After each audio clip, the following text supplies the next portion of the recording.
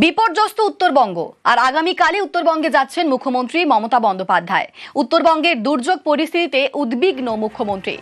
আজ কলকাতায় পুজো কার্নিভাল, কলকাতা থেকেই উত্তরবঙ্গের পরিস্থিতির খোঁজ। আমাদের সঙ্গে রয়েছেন প্রতিনিধি আবির, আরো বিস্তারিত বলবে আবির।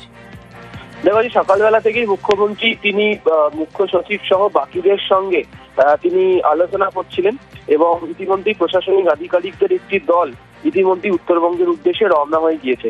এছাড়া উত্তরবঙ্গের জেলা শাসক থেকে শুরু করে জেলা পুলিশ সুপার এবং বিভিন্ন জেলা যারা আধিকারিকরা রয়েছেন তাদেরকেও বিভিন্ন জায়গাতে তারা ইতিমধ্যে নিজেরা পরিদর্শনে যাচ্ছেন এবং বিভিন্ন জায়গাতে কন্ট্রোল রুম খোলা হয়েছে এবং সেফ হাউসে সরিয়ে নিয়ে যাওয়া হচ্ছে যাদের উদ্ধার করতে পারা গেছে।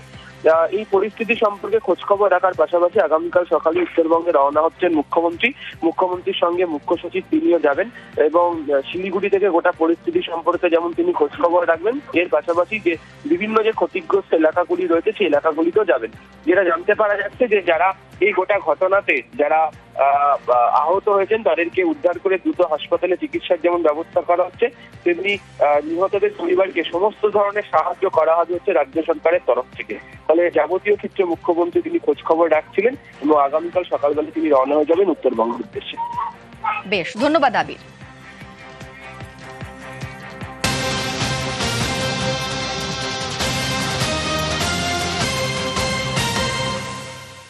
উত্তরবঙ্গের পরিস্থিতি নিয়ে বৈঠক মুখ্যমন্ত্রীর। উত্তরবঙ্গের সব জেলার প্রশাসনের সঙ্গে বৈঠক, পরিস্থিতি ও ক্ষয়ক্ষতি নিয়ে রিপোর্ট নিলেন মুখ্যমন্ত্রী মমতা বন্দ্যোপাধ্যায়। আমাদের সঙ্গে রয়েছেন প্রতিনিধি সোমরাজ, এই বৈঠক থেকে কি নির্দেশ দিলেন মুখ্যমন্ত্রী?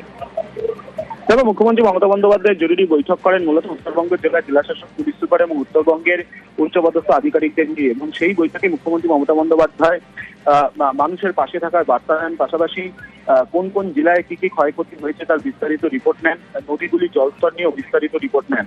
পাশাপাশি তিনি আগামীকাল যেহেতু উত্তরবঙ্গে যাচ্ছেন তার আগে কি কি পদক্ষেপ নেওয়ার প্রয়োজন রয়েছে তা নিয়ে বিস্তারিত নির্দেশও দেন বৈঠকে মুখ্যমন্ত্রী মমতা বন্দ্যোপাধ্যায়।